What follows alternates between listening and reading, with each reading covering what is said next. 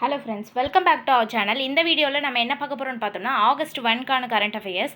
First one, commonwealth விளையாட்டில் எந்த போட்டியில் இந்தியா 2 தங்கப் பதக்கங்களை வென்று வரலாற்று சாதனை படைத்தது அப்படின்னு பார்த்தோம்னா ஜூடோ கேமில் தான் 2 தங்கப் பதக்கங்களை வென்று வரலாற்று சாதனை பெற்றிருக்கு.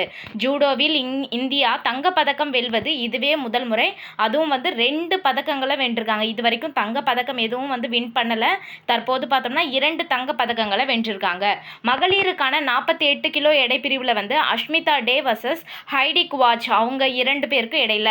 அஷ்மிதா டே அப்படின்றவங்க இந்தியாவை சேர்ந்தவங்க, ஹைடி குவாச் அப்படின்றவங்க கனடாவை சேர்ந்தவங்க.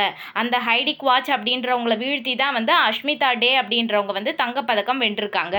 ஆடவருக்கான 60 கிலோ எடை பிரிவில் பார்த்தோம்னா ஹர்ஷ் சிங் வர்சஸ் ஜோசுவா காட்ஸ். ஆஸ்திரேலியாவை சேர்ந்த ஜோசுவா காட்ஸ் அவங்களுக்கும் ஹர்ஷ் சிங் இந்தியாவை சேர்ந்த அவருக்கும் இடையில போட்டி நடைபெற்றது. இதில் இந்தியாவை சேர்ந்த ஹர்ஷ் சிங் அவங்க வென்று தங்கப்பதக்கம் வென்றிருக்காங்க. அதனால தான் இரட்டை தங்கப்பதக்கம், அதாவது மகளிர்லையும் வென்றிருக்காங்க, ஆடவர் பிரிவிலையும் வென்றிருக்காங்க. ஜூடோ கேமில் 2 தங்கப்பதக்கங்களை வென்று வரலாற்று சாதனை படைச்சிருக்காங்க. அடுத்து, சமுத்திர மந்தன் திட்டம் என்பது என்ன? நாடு முழுவதும் எண்ணெய் வளம், இயற்கை எரிவாயு வளங்களை கண்டறிய ஒரு கண்டுபிடிக்கப்பட்ட திட்டம் தான் பார்த்தோம்னா சமுத்திர மந்தன் திட்டம் அப்படின்றது. நாடு முழுவதும் எண்ணெய் வளம், இயற்கை எரிவாயு வளங்களை கண்டறியறதுக்கான ஒரு திட்டம் தான் இது. இந்த திட்டத்துக்கான மதிப்பீடு எவ்வளோ அப்படின்னு பார்த்தோம்னா 84,084 கோடி மதிப்பிலானது இந்த திட்டம்.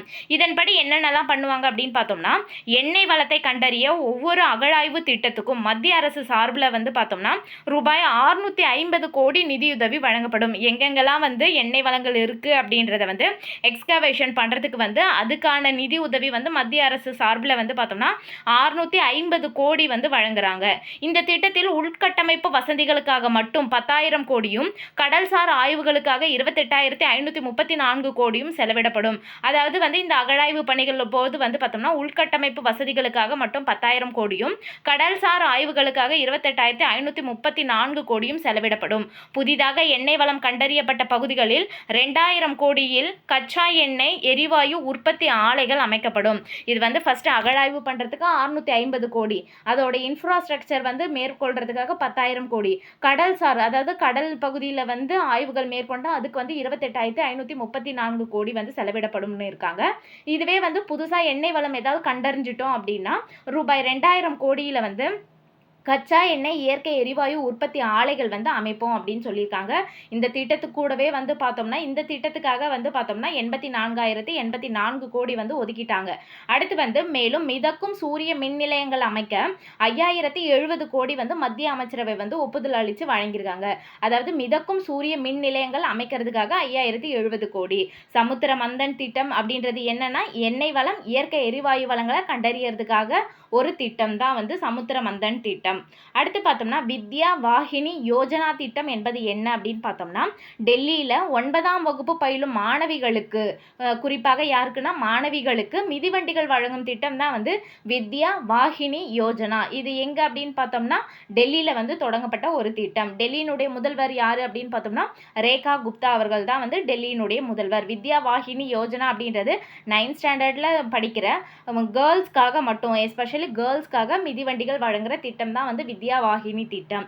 ஷாங்காய் ஒத்துழைப்பு அமைப்பின் சுழற்சி முறை தலைமையின் அடிப்படையில் 2027ஆம் ஆண்டுக்கான வருடாந்திர மாநாட்டை நடத்தும் பொறுப்பை எந்த நாடு பெற்றுள்ளது அப்படின்னு பார்த்தோம்னா பாகிஸ்தான் நாடு தான் பெற்றிருக்காங்க.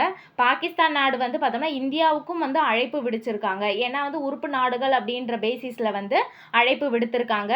India, China, Russia, Pakistan, Kazakhstan, Kyrgyzstan, Tajikistan, Uzbekistan, Iran, Belarus ஆகிய 10 நாடுகள் இந்த ஷாங்காய் ஒத்துழைப்பு அமைப்பில் இருக்காங்க.